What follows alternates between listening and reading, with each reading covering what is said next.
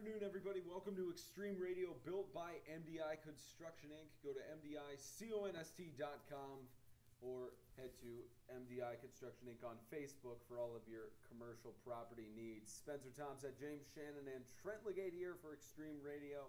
Only 3 games happened this weekend.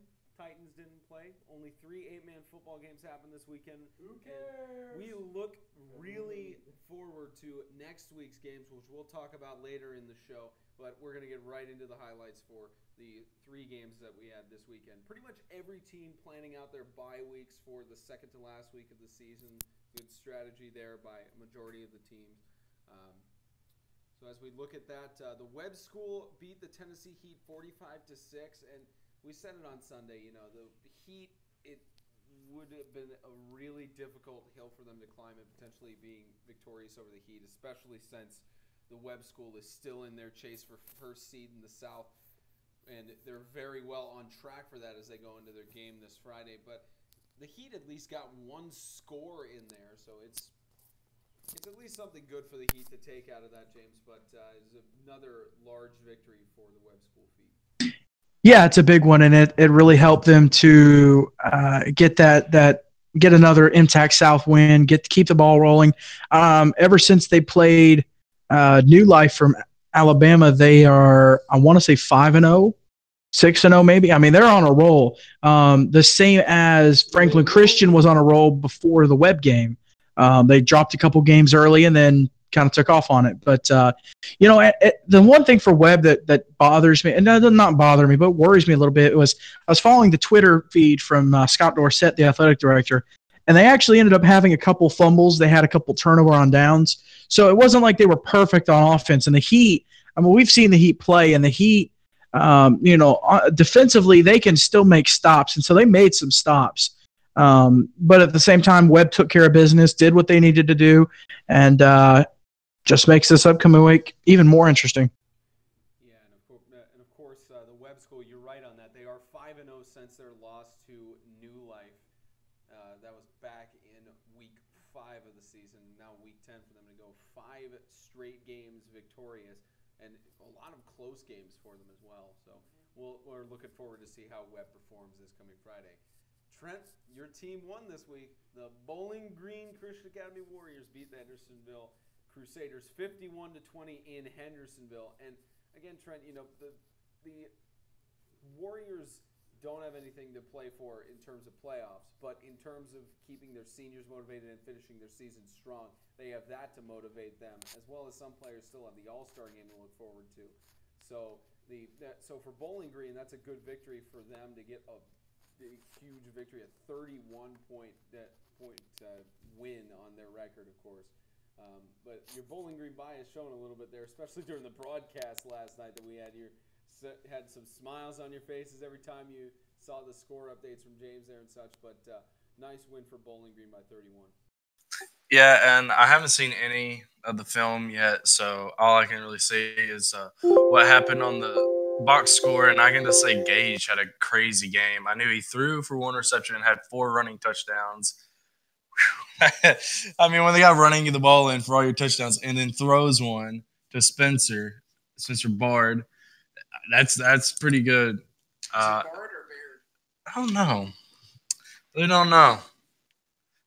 There's an I in there. Spencer Bard is what I. Spencer Baird. Is it Baird or Bard? There's an A and I. What sound does A and I make? I thought Let's go back to kindergarten, Pleasant. Yeah, you're exactly right. Let's go back to kindergarten. You're exactly right. That is Pleasant View education. Cheatham County. Woo!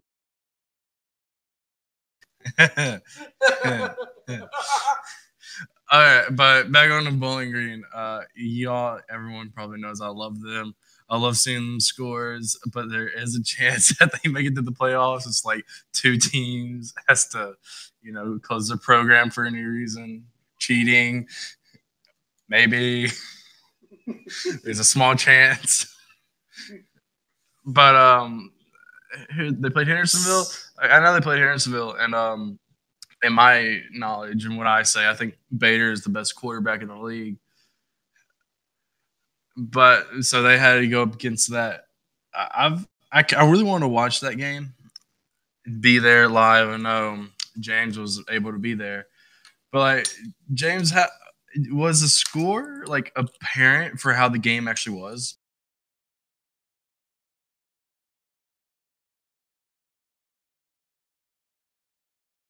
A little bit of technical issues on James' side. We're going to get that worked out in just a moment. What about now? There we go, James. You're up. Well, the score, I got there in the first quarter. I just did it, and it was 14-0. And I thought, well, maybe Hendersonville can climb back into it. And the problem for Hendersonville is, man, they've only got 12 guys right now. Jalen Cole down with an ankle injury, and I believe it was Nolan Deering with an ankle injury or with a thumb injury. And so they've got 12 guys. They've got 12 guys that on their roster, and that's just tough. I mean, when you've only got 4 guys that you can sub in, and you're starting freshmen and sophomores against other team seniors, it's tough. And they've got a big hill to climb. They've got a somewhat of a winnable game Thursday night with Riverside, so we'll see what happens with that. We'll talk about that a little bit later on, but at the half it was 36-6, and Bowling Green it was good to see them climb back into it after a couple of weeks of just absolute the Lighthouse game just getting beat.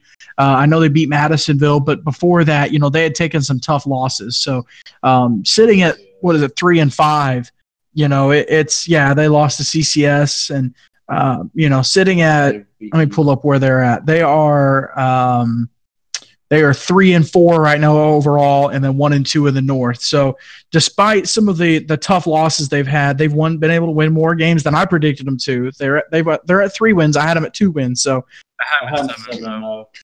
I'm sure you did. But kudos to those guys just fighting hard and climbing back in and picking up the win. And it was good to see. But for Hendersonville, yeah, it's just tough for them. There's one person I know that you love. I know you love this guy and how he plays, but what about Sturgis? How did he do? He actually did well, and for someone like Tanner Sturgis, because I saw you on Instagram talking about the block he had against that little kind of thing y'all had with Stock. And he had a good block against John Stock. Now, Stock did a great job pursuing the play. He was at linebacker, and he kind of got sucked in, and then he bounced back to the outside and was trailing. And Tanner Sturgis was able to get out on the lead block and make the block. And so, yes, I tagged them both, and I gave them a little bit of a hard time. Both of them going to be at the All-Star game. So, just messing with the guys a little bit. But, Tanner, it's tough for him because, he's on a team with he's on a team where he is one of the better players, if not the best player. And so they're having to move him to linebacker, to defensive end, to, I'm surprised they haven't put him at safety yet because he's one of the better players on that team. And they're having to move him to wherever they need him to be. And that takes away from where he should be at defensive tackle or defensive end sometimes. So it's tough for him, but it's going to be really great to get him up at the All-Star game, to get him around a bunch of players that are the best at what they do. And I think with that happening, with other players doing their role and doing their job, I think he'll really be able to shine. And saying what you just said, this is my last thing. We can go on to the South Haven game.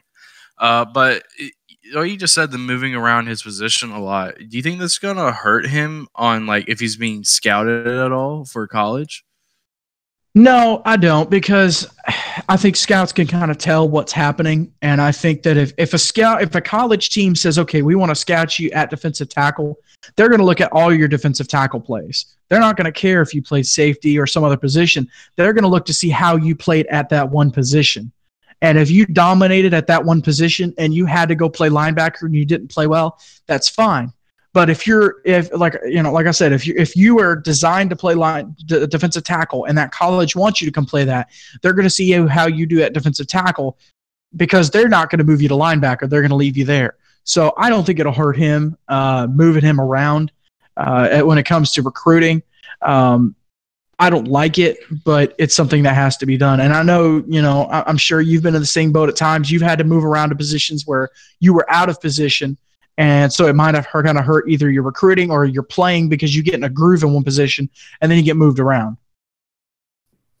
Yeah, a lot of good college talk there, and very good to look forward to Hendersonville's final game of the regular season against Riverside this weekend, and as well for Bowling Green's final regular season game at Madisonville.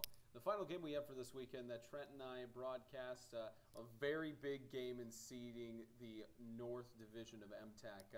South Haven victorious at home over Lighthouse 58-40. Now, Trent, we're going to get into the coin toss controversy later on in the show, but just to talk specifically about this game, South Haven and Lighthouse, they both knew what was at stake for this game. If Lighthouse had won, they'd already be in the semis guaranteed, regardless of what happened next week against Christian Community, and they would just be playing for first or second place. But if South Haven wins, they are now Christian Community fans, as I said several times on the broadcast Friday night, because if Christian Community wins, South Haven gets this number 2 seed in the North and is in the semis. So a big game. Both of them knew what was going on, and the score was so close throughout the entire game until about the third quarter, where Lighthouse, it looked like they just had a slump and unfortunately did not pull out to try and become the more victorious team in there. But South Haven, they knew what was at stake, and they managed to get a victory in that game. But just a good game all around for both clubs.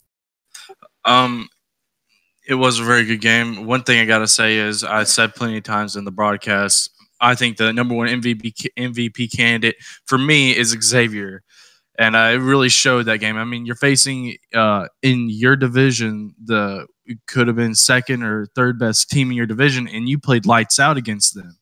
That's like one of the best teams in the conference, and you played lights out. So I think that should be a big reason why I believe he's going to be the MVP for MTAC.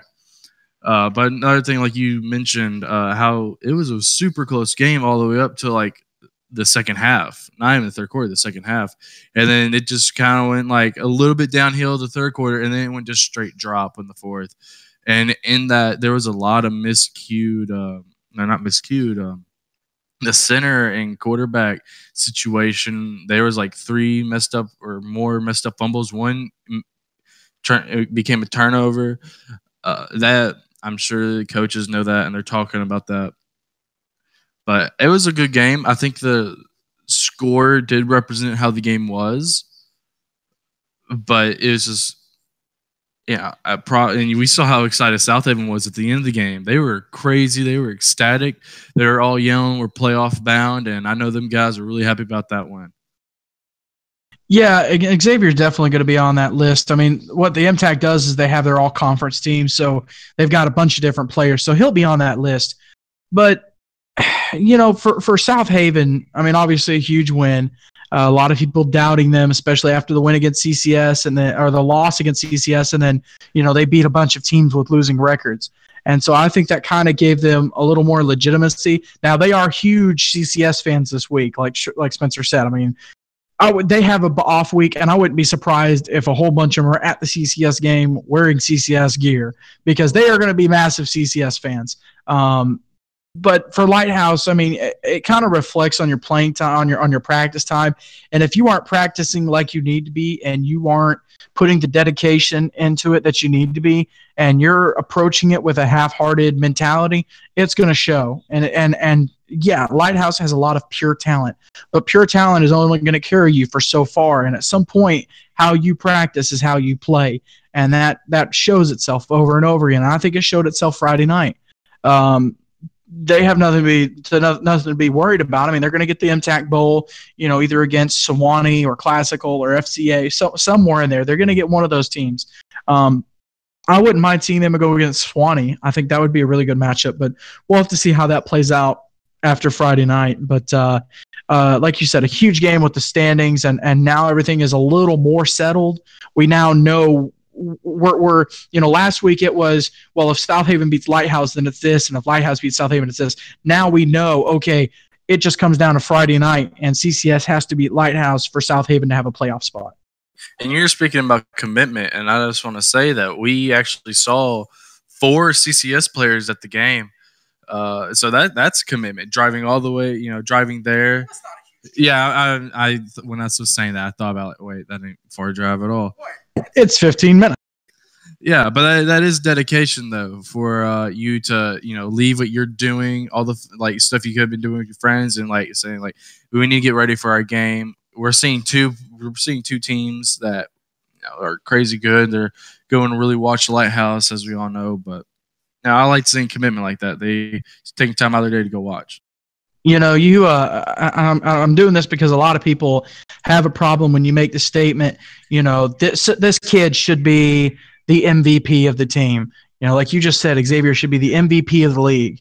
And I wanted to look up his stats for Christian Community for that game because I wasn't sure, their quarterback, Nathaniel Rowley, has played lights out this whole year, and he's played really well.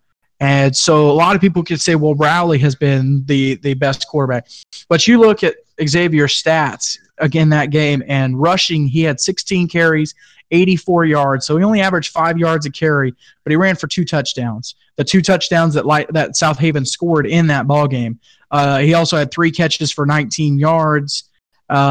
Defensively, he had 7 tackles. He's contributed in multiple levels, and so he has showed up. He had 151 kick and punt return yards in the game, so he's definitely played lights out this year, and we're excited to have him up there. Yeah, and I just want to say, I think we saw probably one of the plays of the year when the punt or touchdown return with Xavier, where he caught it midair. The punt could have probably gone for 20 more yards, but he caught it midair and then ran it back for a touchdown. I mean, y'all can't go back and watch it because it's not on YouTube, but if you're there, you know what play I'm talking about. Yeah, we'll be posting all of the film from all the broadcasts we've done at the end of the season. I believe after the championship is when we decided on that. So we'll be posting that. You'll be able to go back and view it, but we even showed it to James just because of how crazy that play was. I was pretty impressed. That was an impressive play, and for him to just jump straight up, get it. It wasn't a high kick, but it was enough to where he was a foot and a half off the ground to have to go up and get it. I mean, you could tell he was a basketball player with that play. Yeah, and another thing, after the interview, the post-game interviews we had with Coach Juan Sharp, the good news is for Lighthouse, even with this loss, they still have a chance at making the semis. They, in a sense, control their own destiny in somewhat, but that's kind of what we get into now is we talked about it last week, but the coin flip controversy that's going on right now. The coin flip controversy is what's going on right now, and it's a discussion we've had with multiple teams as well. We've talked to league administrators and such, but I think it's safe to say that after this season, the league, especially because of the situation they're potentially going to be in after Friday night, they are going to revise the tie-breaking procedures and potentially scheduling procedures and such to prevent the third option for tie-breaking procedures from being a coin toss. And I know that, James, you've been around we both have been around the league kind of a little bit since its initial starting, not as a media network and such, but at least viewing this kind of stuff. And this is the first year that we know of that this has potentially closer than ever before it come down to a coin flip. Well, last year you had the MTAC North, and I don't remember if you keep up with it, but it got down to the point where if CCS had beat Lighthouse in the last game of the year, that CCS, Lighthouse, and Sacred Heart would all have the same record, and it was going to come down to a 3-way coin toss that year. Now, Lighthouse took care of business, and they beat CCS, and all that was done because Sacred Heart, I believe Sacred Heart beat Lighthouse, and then Lighthouse had beat CCS. So it all took care of itself. That's how CCS ended up in the bowl game. But this isn't the first year that that's happened, and it's just for me, it was a topic of discussion last year in the scheduling meeting earlier this year in January.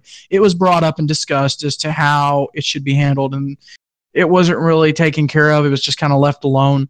But I think that the first time it was a possibility that it should have been addressed because doing a coin toss. Now, I was presented a great idea for a tiebreaker that for a 3-way tiebreaker.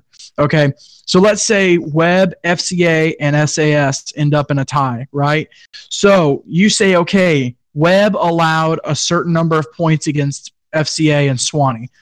Okay, FCA allowed more points than that. So you take how many points are allowed against the other two opponents, and that's your tiebreaker.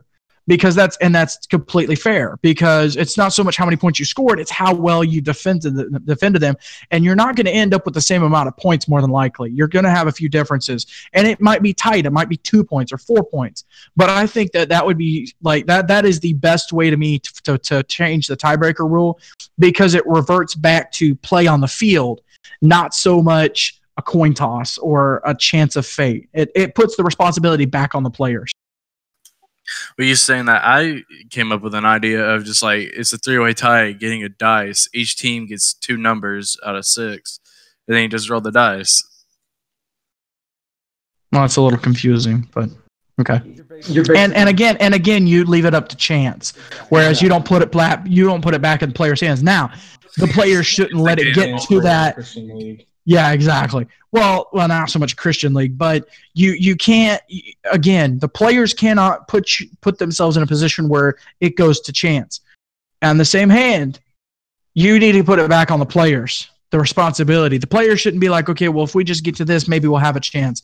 They should be, okay, we need to, A, allow the fewest amount of points, and B, if we lose, still allow a low number of points. I think it gives them even more motivation, because if you're getting blown out by a team, you really don't care if they score 20 more points. I'm just being honest, because you're losing. You really don't care. You stop caring. But if you know that, those points are going to come back to bite you in the rear end at the end of the year possibly, I think you keep playing throughout all 4 quarters, and it gives them more motivation to keep fighting. Yeah, you're right. That actually would decently work, because then that would keep up the competition level in MTAC to fight throughout the entire game. Now, the other thing that comes into play with that is why should the league not just say you have to play all the teams in your division, which they already do, and then you have to play 2 games against a team from the other division? Why not just that? Because you leave it up to, and again, I went this way last week. I said it doesn't matter what's fair. It doesn't matter. It really doesn't matter. If you go schedule the 2 hardest teams in the North and someone else schedules the 2 easiest teams, that's on you. You didn't schedule the games you needed to do. You needed to schedule to win. But also, it's so hard to predict. I mean, people could have scheduled South Haven this year based off their winless record last year and said, you know what, that's going to be an easy peasy win. I'm sure Riverside might have done that. That may have been something where they said, hey, we're going to have a struggling year. South Haven's going to be struggling based on last year. Let's do it. Let's schedule them. And that came back to bite them. Whereas, again, with that, you're leaving it up to your AD to schedule games that you need to do. Again, with this 3-way tiebreaker with the points, you're putting it back on the players on the field. How well did you perform? It's another way to say, do you deserve to be here? Because did you fight even when you were losing? And I think that, and I'm going to say, shout out to John Hargis from Swanee. He was the one that gave me that presented this idea. And I think it's fantastic. I think this is something the league needs to look into seriously, and it needs to adopt and get rid of this cruddy, phony, ridiculous coin toss. Or at least with the coin toss, it not come down to just the third decision. Now, if it's that you're the same points given against an opponent like that, then we can both somewhat understand that, because it's to where, you're exactly the same matchup. But I'm sure that there is a better solution after that other than coin toss. You go with points scored. I mean, it's simple. You go with point. Now, if you exhaust all of those scenarios, fine, exactly. Do a coin toss, but not the third tiebreaker. Or you could do this could give a team a reason to run up the numbers, but just go over points scored and points scored against, and just look at who they played, and let's say who's the 3-way tie going to be over this year? Well, to break it down, I mean, if let me pull it up. Let me pull up the records. Just for the sake of argument here, we'll say potentially it's going to be Webb, FCA, and Swanee. Well, let's say what legitimately in the South, Webb, FCA, and Swanee. Okay, could be a potential 3-way tiebreaker. All right. Well, in that case, that's kind of silly to me. FCA beat Swanee. They're better. They need to be above. Just look at it logically. FCA beat Swanee. So, boom, there you go. There's no need for a coin toss. I don't care if you have that certain amount of wins, so you're tied. That's stupid. FCA beat Sewanee. They're better than Sewanee. They beat them. That's silly to me. Well, you make a decent point there, but the argument is if Swanee beats Webb, then it's that three-way tie there. If Swanee beats Webb, Webb beat FCA, and FCA beats Swanee. That's where the three-way tie comes into play with that.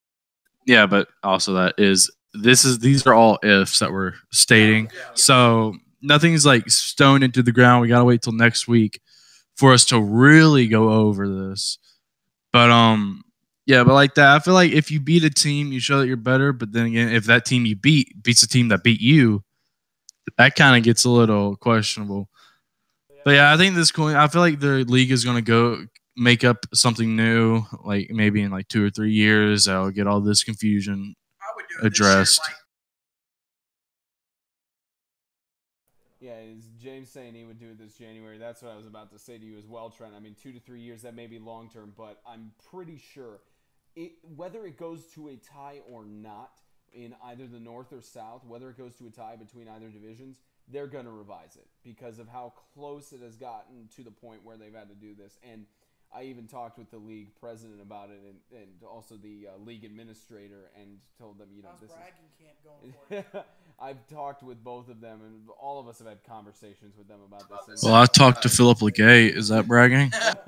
Yeah, but I talked to them, and the president, it's on his list, is what he said, of revisions for the conference. So that's at least good. It's on his priorities to get that coin toss. Yeah, it has to be a priority. I mean, it has to. If you want to be taking legitimately amongst everyone, then you'll take a coin toss off of your tie breaking the way that you do tiebreakers, and you'll leave it to something like. And somebody just brought up a good point. If you're going to do it based off of points scored, then it brings up the possibility of running up the score. But I think if it's a three-way tie between the top three, I don't see. Let's say that happens, and let's say Swanee does beat Webb. I still don't see Swanee running up the score on Webb. Now, Swanee had a big win against FCS, and that's fine. And FCA had a big win against Swanee, but they didn't. You guys were there. FCA didn't run up the score on Swanee, though? I mean, that was just starters versus starters, and I feel like they could have, though. They could have, but they didn't. They started putting in backups, and then that's how Swanee started scoring and catching up on the backside. And then the Webb FCA game was super close. So if it's between the top three, I don't think anybody's running the score up. It just so happens that you whooped up on other teams in the division that were strong. Yeah, but this would give a reason to run the score up. You know what I mean? Because I know in some cases, some cases they do this. They look back and in some cases, because that's the only reason why I can see Alabama run the score up as much as they do. Alabama runs the score up because their backups can score on other team starters. As much as I hate Alabama, that's how it's going to be, and I'm dreading Saturday. But anyways, I think you just lost a good amount of viewers by saying that, James. By saying you hate Alabama, I think you just lost a whole bunch of viewers. I do. I hate Alabama. Yes, most Alabama fans are bandwagoners, especially if you're in Tennessee. Unless you moved from Alabama, I will allow you that. But if you live in Tennessee, grew up in Tennessee your whole life, and you're an Alabama fan, you're a bandwagoner. There, I said. They don't have much choice of good college teams, to be honest. Excuse me, Austin P is having a fantastic year. Okay, are you kidding me? I've been a Vanderbilt fan. Yeah, we're sorry. That's what I'm saying. We want Bama! Out of the SEC teams, they don't have many choices in Tennessee, unfortunately, because they only have the 2 teams. But hey, the Volunteers. They have a fantastic choice, and all they have to do is wear orange. Yeah, so that's all of our take on it. The coin toss needs to be a last resort thing, and whatever the conference decides on reforming that is good. But in the words of Stephen Colbert, actually, doing nothing is cowardice. So that's in the words of them. One more thing here from Trent. But I want to don't know the word, but hold up the intacs. They're actually looking at this. They understand that they need to change something, and they're kind of focusing on that. Yeah, and they very well should be focusing on that. I've just realized my mic was having a little bit of technical issues there. It should be up and running now. Just set on the wrong thing. But that's all of our take on the coin toss and such. That's all of us, what we believe about the coin toss and what the conference should do. And in the words of Stephen Colbert, doing nothing is cowardice. They will. Okay, James, I'm using a quote here. It doesn't matter who it's from. Come on, man. All right, but doing nothing. Well, here, let me use an Adolf Hitler quote. Are you going to use it, or are you just saying that? No, I don't know any Adolf Hitler quotes other than Heil Hitler, but that's not the point. The point is you can't just use a quote from somebody. But in the context, it works. Here, let me say that you miss 100% of the shots you don't take. Wayne Gretzky. I could have sworn that was from The Office. I mean, it was. That was Wayne Gretzky? Yes, that's Wayne Gretzky. Yeah. Oh, well. The more you know. You learn something every day. Best quote ever. Yeah, so whatever the conference decides to do, we'll be closely following that, and we'll report on it during one of the shows, of course. All right, we don't have an interview on the show today. We were going to try and get Webb's head coach, Adam Feldbergy, on, as well as we were thinking about getting we tried to contact Daniel Meek from Hendersonville to get him on, but both those coaches, unfortunately, unable to make it. You know, everybody has their different responsibilities on Sundays. You know, it's cool. Even though we're a media network, it's cool. You see, we can't hear your voice, James. You're trying to say. But if we would have had an interview, Spencer, we have a fantastic sponsor for those interviews. I was going to segue into that. You make it always so awkward. I just segued into it. You make it so awkward for me to segue into these things, man. Come on. Pick the pace up. Chemistry. We're working on chemistry. Exactly. So Kentucky RV Sales, no interview today for them, but of course Kentucky RV Sales, you got to look at how amazing they are they have a full service and auto parts center. And we haven't been to a Madisonville game in a while, but they have put up our graphics for our football games that we have gone on there, which was the one against Madisonville, because they're up there based just off the interstate at Madisonville, Kentucky. So be sure to look up Kentucky RV Sales so you can get a good deal on an RV. And I believe they do have some boats up there. And they have a little bit of everything up there. I thought they were called butts. Full service center up in I thought they were called Madison. butts. I thought boats were butts. Oh, yeah, in the reference to Finding Nemo, of course. Yeah, they could be called that. Who knows? But Kentucky RV Sales, look them up on Facebook. Search them up, kyrvsales.com, and go check out how you can get a good deal on an RV. All right, time to go over the games here. The first game we're going to go into, actually, is on a Thursday, and we will be broadcasting this game. Normally, we wait until last to do the games, but because of order of games, we're going to go with Thursday. So Thursday, James and Trent will have the call. Hendersonville at Riverside. That's going to be a Thursday game, and it's two teams who have had a lot of struggles on the season. Hendersonville declared themselves out of playoff contention, and Riverside just has okay, in the words of James, played themselves. Okay, Riverside, unfortunately, no victories yet, but they have a chance to get it. And they have a chance to get one victory in the season, their final game of the week. And Trent, I know you seen both Hendersonville and Riverside play in their games and such. I mean, I think this will be a more decent game than Riverside has ever had. I think this is going to be a game where you seniors, awesome. You have your seniors. They've been there for your program. You let them play. But on coaching, you're going to go over plays. You're going to let your younger guys get way more burned this game because, like you said, this isn't playoffs at all. So you're going to get your younger guys get a lot more burn. Let them play. Let them get their experience for next season so you know what you have to look forward to. And your prediction on this one, Trent? I'm going to take Riverside. Wait. What's Hendersonville's record? I believe James will have. They're 2-6. 2-6 overall. I'm going to take Riverside because I want them to get their one win. I've been in that position where I've had like an 0-18 record before.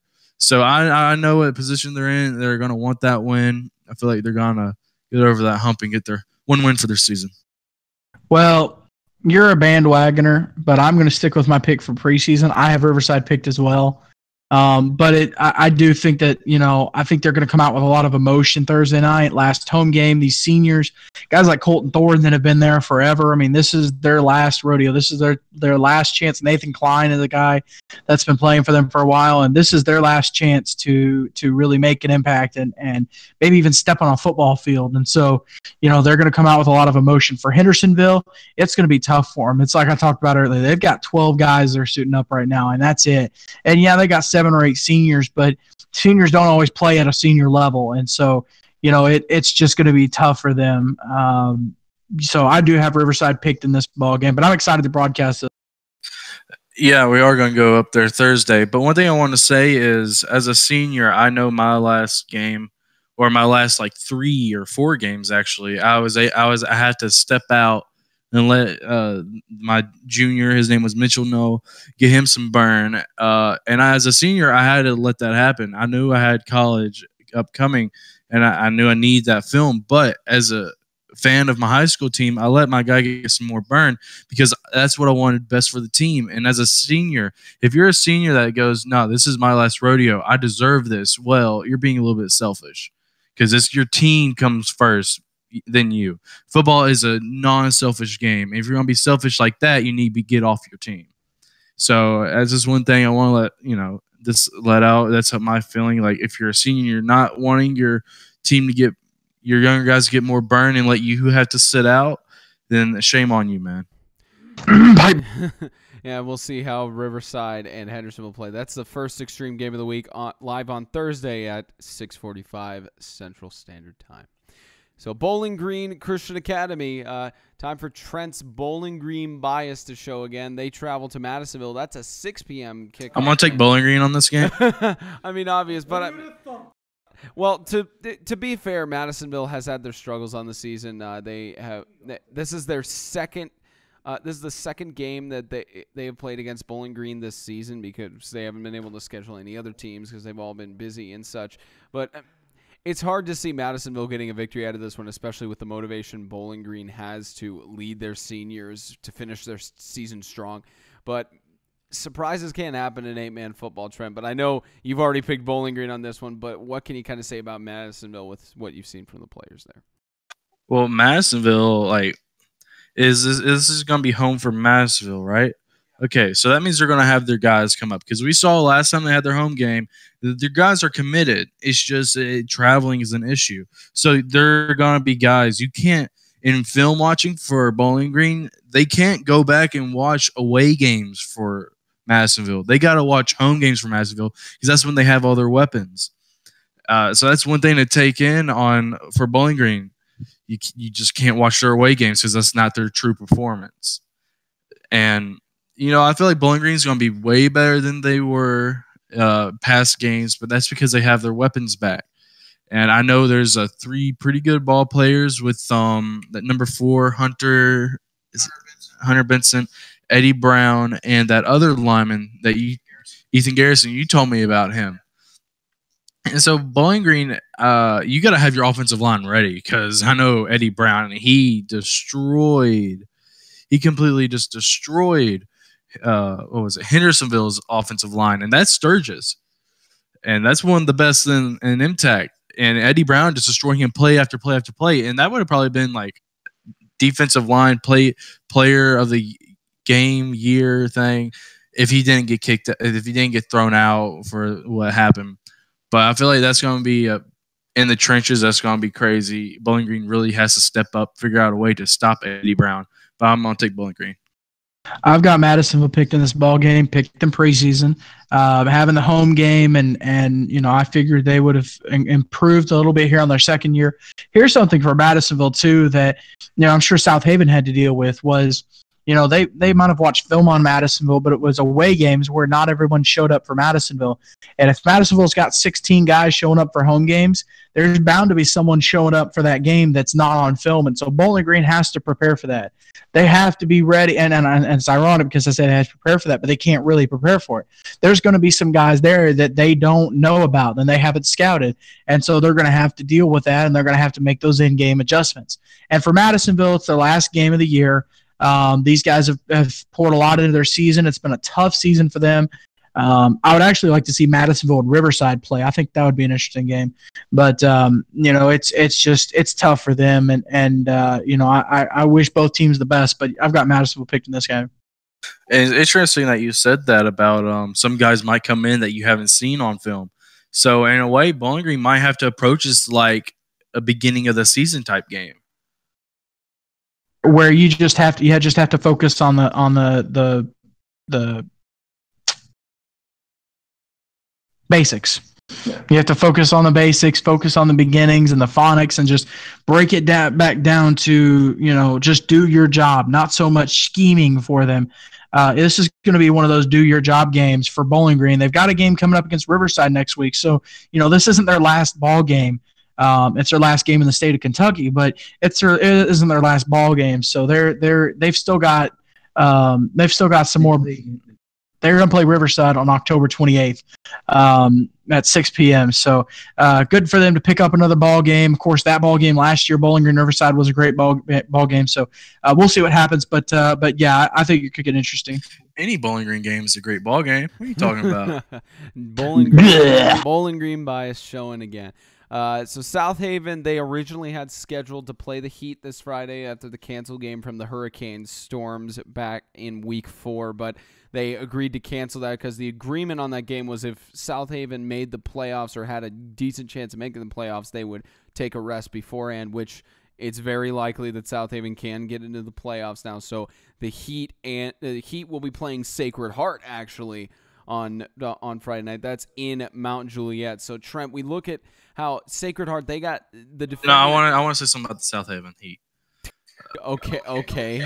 This is something else that you could look upon on the coin tossing. From what I said about when they changed it, about what I said about points and stuff. If that goes into account, South Haven has to play this game to get the score up, and get a chance to win the game, make the record look better. Just want to say that. And is it official that they're not going to play that game?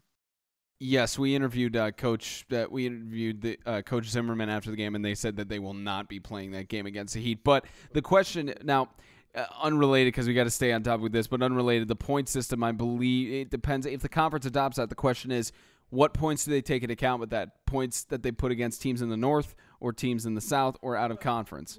Well, it would be points against the teams involved in the three-way tie. In the three-way tie, it wouldn't matter, whoever you whooped up on. And I think that's fair because, if you do say, okay, how many points did you score in your division? That just gives teams the emphasis, the motivation. Thank you. It gives them the motivation to run the score up and try to get more. Try to get more and more points. Whereas if you just keep it within the teams in a three-way tie, if you have a three-way tie for first place, there's a good chance that nobody's run up the score on anybody else. And if they have, then it's been a solid win. But I don't see anybody run up the score in a three-way tie. But that's how it would happen just within those teams.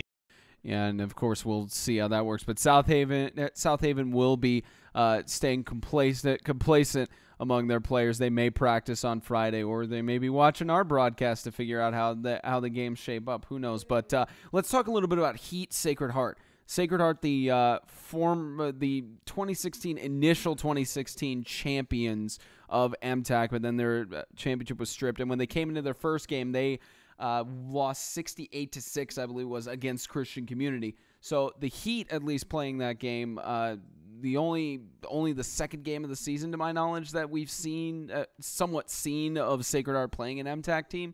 So it'll be decent to see what the Heat can do at home. But I don't think you guys have any predictions on this, either of you, because we didn't take Sacred Heart into account in the beginning of the season. But I'm sure that the Heat will do something against Sacred Heart, James. Yeah, I don't really have any predictions for this. With the Tennessee Heat, Ryan Scott's done a great job of building that program up. And, I think for them, this is going to be an 11-man game. Ryan Scott said they're going to go 11 on 11 because really? Sacred Heart's trying to go 11 as well. So it doesn't really benefit them. I don't know about that, but it doesn't do them any good to play an 8-man game, and it really wouldn't benefit the Heat any to play an 8-man game. So you might as well play an 11-man game.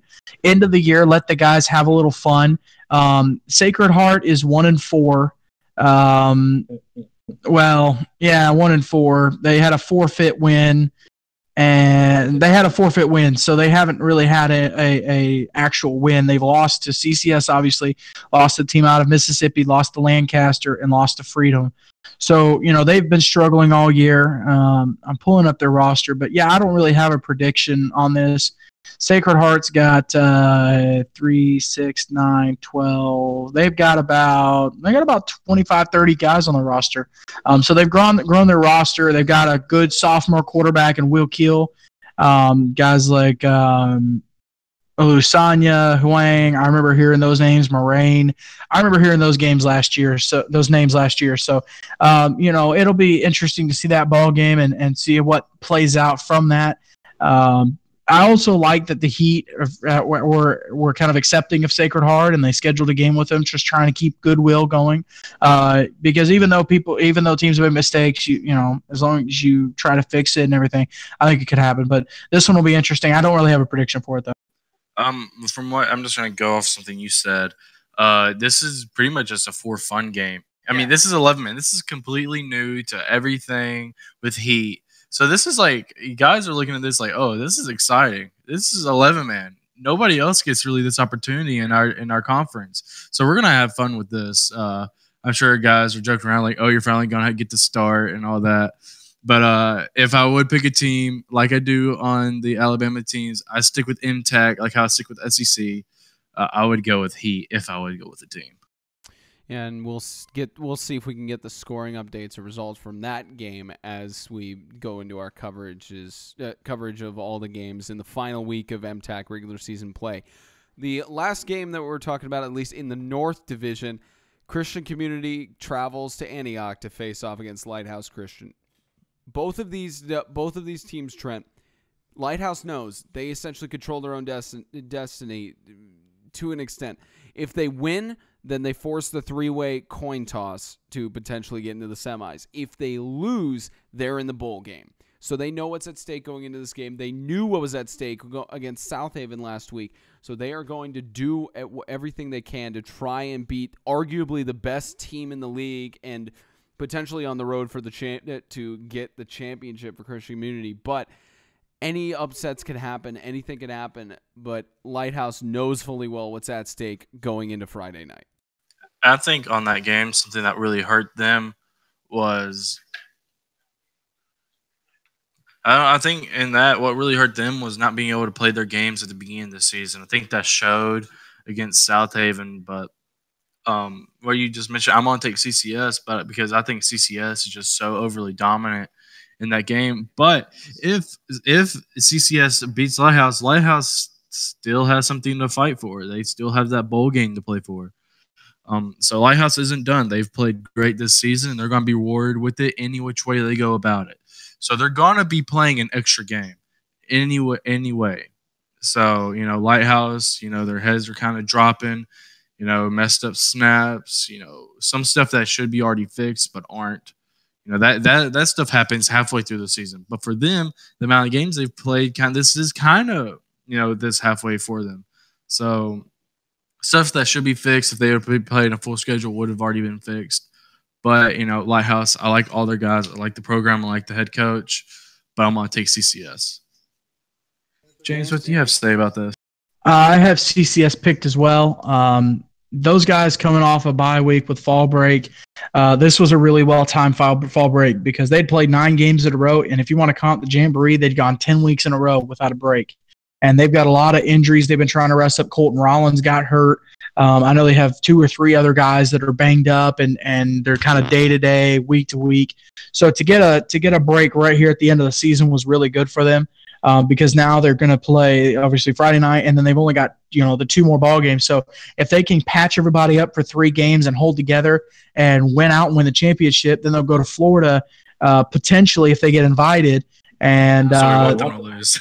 Well, I wouldn't say that, but it's a good break for them. For Lighthouse, man, I mean, you've got to have a better practice week than you did this last week. You have to focus, pay attention. If you're a player, you have to know what's at stake. You have to know, hey, look, we're 2-2, and we still have the possibility. Well, Well, yeah. They're 1-3 because they lost to FCA. Well, no, they're 2-2. They beat Bowling Green. They beat Riverside. If you're a Lighthouse player, you're 2-2. You're 1-1 in your division. You still have a chance at a playoff game. You do. So it's not really.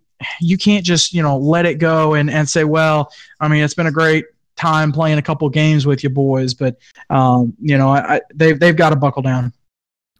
Yeah, and we'll see how Lighthouse performs this Friday against Christian Community. And again, they have a chance at a playoff game, but they have to win to have that coin toss occur. And we said it before, but I'm sure there will be a lot of controversy if, by the luck of the draw, Christian Community loses. If they lose and then the coin toss happens, if Christian Community is in a bowl game, there will be a lot of controversy over that, I'm sure.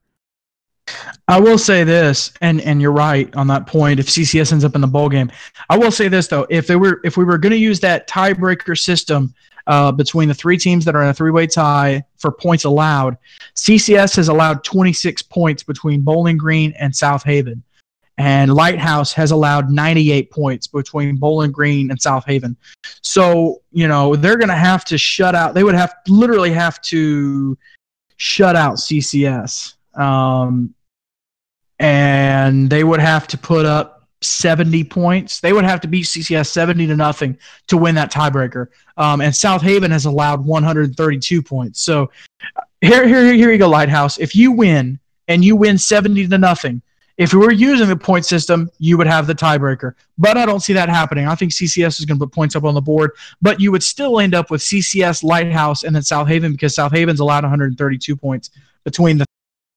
Okay, and I know how I said on broadcast, and now thinking about it, I said it would be an uproar. Like, say Lighthouse does beat CCS, it'll be an uproar if CCS isn't the top team. But Lighthouse beat CCS, so wouldn't that mean Lighthouse is the top team?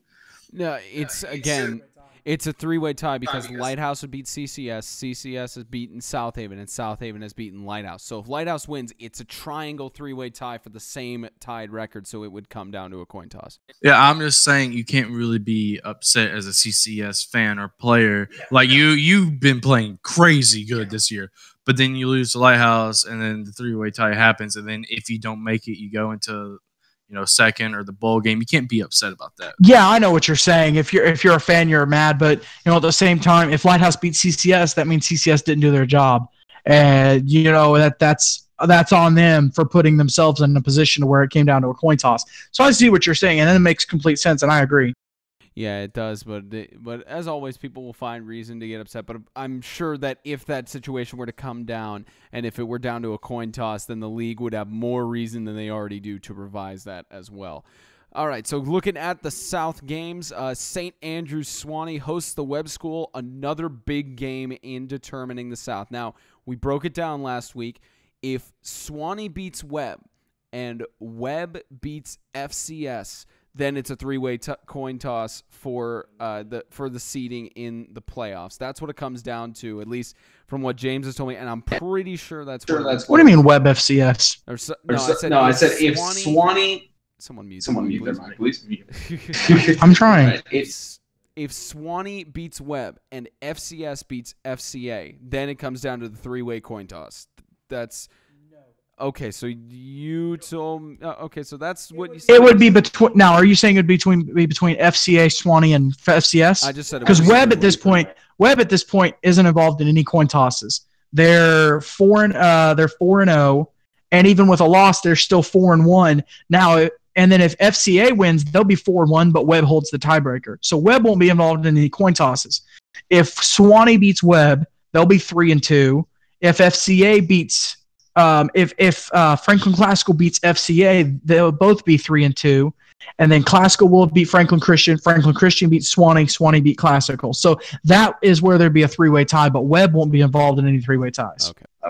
I'm going to say this real quick. I think FCA is a perfect example of not giving up, because what were they at the start of the year? Like 0-3, 0-2? 0-2, and at the beginning of the year thinking, we're 0-2. Well, there goes all of our hopes. But good job on them for not giving up. Yeah, but anyways, Suwannee hosting Webb. a big game impacting the South position of the playoffs because Webb is undefeated in conference right now, or in division. They're 3-0. Make that actually 4-0 in the division, because we've realized, to our knowledge, that the Tennessee Heat, this is what we heard from the league administration, that the Tennessee Heat are eligible for playoff contention. It was just that Coach Ryan Scott he assumed that the way he had reported his roster as such was not the right way to do it, but he actually did his job, and that was what was told to me by the league president, is that they are eligible for playoff contention. So the Heat games do count towards the season record in the playoffs. Now, the Heat, unfortunately, they've lost so many games that they can't make even the bowl game. But in terms of seeding for Webb, FCA, and Sewanee, they're still eligible there. So Webb Sewanee is going to be impactful, because if Webb wins, they're number 1 seed in the South. That's what they're fighting for. If Sewanee wins, then they still, to my knowledge, have first seed. Is that correct? If FCA beats FCS, then Webb, out of the Webb FCA, Webb would have the tiebreaker over them. So it would be Webb first, FCA second, and then Sewanee third, to my knowledge. Sewanee would hold the Yeah, tiebreaker over Classical, and if Classical loses to FCA, then it wouldn't matter either way. Okay, so basically, Webb needs to win to get first place. If they lose, then they don't have to worry about it as much. But Webb Sewanee is still going to be a decent game here, Trent, because Sewanee has taken your advice and they've been passing more. So some people could blame you for making them actually succeed against FCS. But Webb and Sewanee, and to my knowledge, that game is hosted at the college as well for that home game, right? At Sewanee University.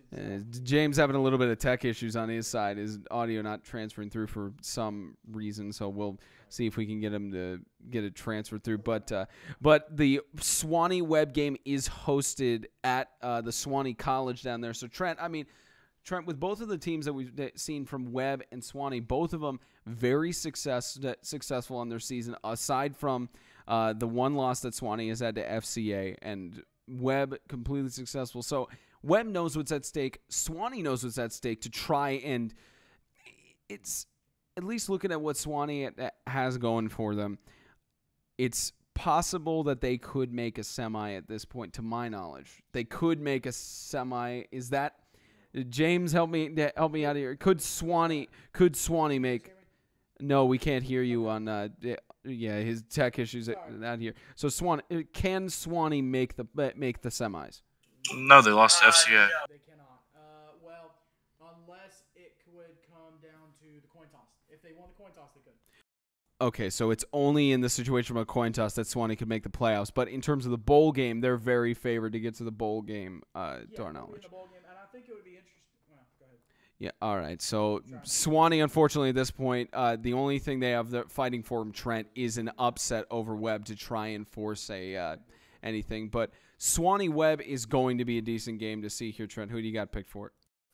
Well, I got picked Webb, but I feel like teams are being able now to start to read the scheme of Sewanee, because at the beginning of the year they kind of weren't, because they were run, pass it once a game, run, and then doing all of that, but then they started throwing in this passing, and it's just to me their name hasn't been brought up as much as they were at the beginning of the season. Now I don't know their record. I don't know really. I'm not super into all Sewanee, but I know they have a good program over there. I always have a laugh whenever I talk to Coach Hargis. But yeah, I think it's gonna be a good game, and I think it's gonna be a full game. But I think. Ooh, gosh, I just repeated myself. I think Webb is gonna come out through it, but I think it's gonna be a good game. This is probably gonna be one of Webb's hardest games to go through, just because of the ground and pound Sewanee loves to do so much. And their record actually is 6-1. They are 3-1 in the division with what I'm looking at. And who did they lose to? FCA. Never mind. I know. Yeah, we were at that game, Trev. What are you thinking? But yeah, they're 6-1 on their season, 3-1 in division, and they have their big rivalry coming up against Webb. So that is a rivalry. That's like down the street rivalry. Rivalry. Exactly. So who do you got picked to win that game, Trent? I got I might change it. No, your pick. I'll go with Webb. All right, so That was my original pick, by the way. all right, so Trent's going with Webb and his original pick. I believe James is still trying to get his Discord set up. I'm back up. There we go. All right, James, who do you, big game between Webb and Swanee. Who do you got? All right, I got Swanee picked preseason, and I know Scott Dorsett, you love me because I picked against you guys again. But I do have Swanee picked, and I think that ever since the loss to FCA, I think people have kind of written off Swanee. But I think that's kind of unfair, and I think that that's something that shouldn't happen. Now, granted, if Swanee does end up in the bowl game against Lighthouse, let's say it's Swanee Lighthouse, I think that's going to be a fantastic bowl game. They don't have a chance at getting into the semis. Unless there's the three-way tie and the coin toss and all that. And if that happened, then you would have more than likely, if CCS wins, then you could have Swanee at CCS, and that would be pretty cool. But we'll break down actual playoff games next week. But I do have Swanee picked in this ball game. Yeah, so we'll see how that game results as we go forward. And now we're finally announcing it. Rivalry Week broadcast on Friday night. It's one of the most bitter rivalries in the Middle Tennessee Athletic Conference. One of the most bitter. James looks at me with a rolling eyes. There's a lot. There are a lot, but this is one of the most bitter because of the way FCA formed everything. Is FCA at FCS, even though technically it's a home game for both of them. Yeah, technically it's a home game for. It's not really an away game for either team. They practice at each other's fields. They play across the street. I went and watched the first half of one game, and 5 minutes later was at the second half of the other game. It's not an away game. So, yes, it's technically not an away game for either team, but it is hosted at FCS's home field. This, as we've said, it is one of the most bitter rivalries in MTAC. One of them, even though there is a lot. But FCA knows what's on the line. They need to win to keep their semi hopes alive. Because I believe, they win and they're in, James? Is that the scenario with the playoffs? They win, they're in? FCA.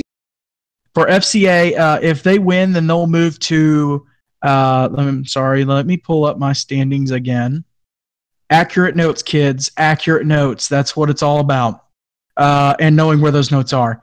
So FCA, if they win, they'll be 4-1. If and like we said, if whether Webb wins or loses, they've got the number 1 seed. They're locked in for that. So for FCA, if they win, they've got the 2nd seed, and more than likely, if CCS beats Lighthouse, they'll travel to CCS. Now, there is a scenario where if Lighthouse beats CCS, then there's going to be the 3-way tie. You do a coin toss, and there's a possibility South Haven could host, and there's a possibility FCA could travel to South Haven. I have been working on some homework, and I've been looking at both the running backs for the Hayden Weeks for FCA and Xavier Vincent for South Haven, because I think we can all agree those are two of the best running backs in the league. I know FCA people definitely agree with the Weeks pick. Well, Buchanan. Anyways, but I'm saying they've both played 7 ball games. Here's their averages. Xavier Vincent is averaging 9 carries, 122 yards, 2 touchdowns. Hayden Weeks, 9 carries, 104 yards, 2 touchdowns. So they're 18 yards off, same number of carries, same number of touchdowns per game that they're averaging. I think that would be a fantastic matchup between those two running backs just going head-to-head. I think it would be really great, and we're really excited to see both of them at the All-Star game. Dang, you're sending out a lot of hints to who's in the All-Star game. You've already mentioned like 5 people going to the All-Star game. Paying if you know, then you know. All right. But talking about the FCS game, I think to this, FCA and FCS, they ain't caring what their record is. They don't care where they are in the playoffs. It doesn't matter. It doesn't matter to them. This is a rivalry game to them. Rivalry week. Okay, yeah. So they don't care about any playoffs. They don't care what is records and what is the playoffs. This is literally across the street, face to face. They're going at it. Your mom's friends put their kids in FCA, and your mom we're in FCS, but we've known each other our whole life, and now this is our chance being best friends growing up. This is our chance to face each other and under Friday Night Lights. This is going to be a game that Doesn't matter about what record they are. I could take FCS if they were 1-7 and FCA was 8-0. I'm taking FCA, by the way. But that would still be a really close game just because of the intensity that will be played that game. I've got Classical picked for this game, and this almost reminds me of the stakes that because I love Havoc. I want there to be a 3-way tie, and I want anyways. I want there to be fun. But I do have Classical pick. This kind of reminds me in a way of the 2015 game between these two, where it was for the first place in the MTAC South. It came down to that point.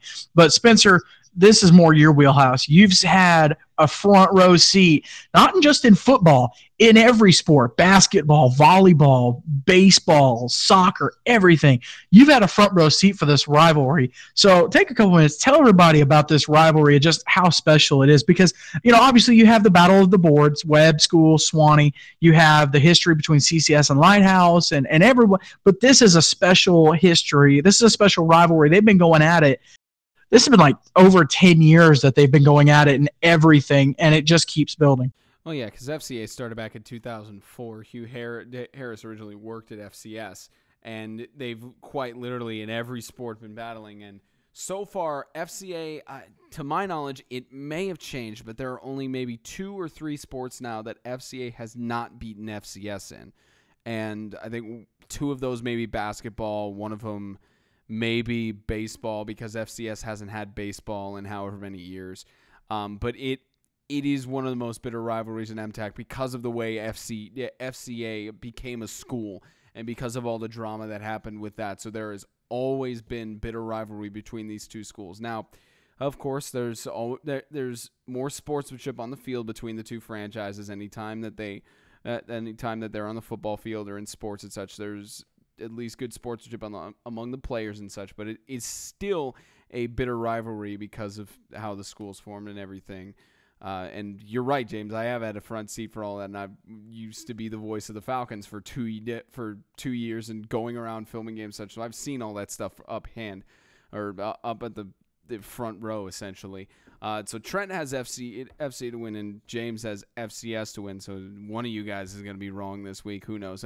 What would happen if it goes to a tie is my question. What would happen? Yeah, that's the question for the league because we haven't had a single tie this season. What happened? James, let me ask you, statistician with playoffs, what would happen if FCA and FCS tied in terms of the playoffs? They go in overtime. Yeah, I mean, you can't really end in a tie. You really can't. I mean, it's with as much as on the line, you can't end in a tie. What if it ends in a tie? What would be the situation if it were to end in a tie? It's a very good question. I've only personally seen 2, maybe 3. I can say for sure 2 games going to overtime. And those games were over because, one team gets a shot and the other team gets a shot. So if that scenario did happen, I highly doubt it would go to a tie. But that's a very good question. It's one that I don't know the answer to because it's never happened and because it's never been likely to happen. Yeah, and Trent?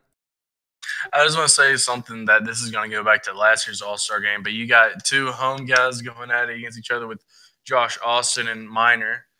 Just saying, just want to put that out there to one defensive lineman, one offensive lineman going at it. That'd be fun to watch. It most certainly will, as we will be live for the Extreme Game of the Week at Franklin Christian at Franklin Classical. The Falcons and the Knights clash with each other, James. That's going to be a really good game for us to broadcast, and our coverage will start at 6:45 p.m. Central Standard Time on Friday. Our coverage will start at 5:45 for the Riverside Hendersonville Christian game on Thursday night that Trent and myself will have. I do want to throw this out here, though. Again, all fun, hypothetical stuff. If there was a 3-way tie in the South and, of course, Swanee still has to play Webb and FCA and FCS have to play. So far, after FCA, Swanee, and Classical have all played each other in some form or fact. Well, FCA has not played Classical. FCA has allowed 77 points between Webb and St. Andrew Swanee. Swanee has allowed 75 points between Webb and FCA and FCS, or I'm sorry, between FCA and FCS. And Classical has allowed 84 points between Webb and Sewanee.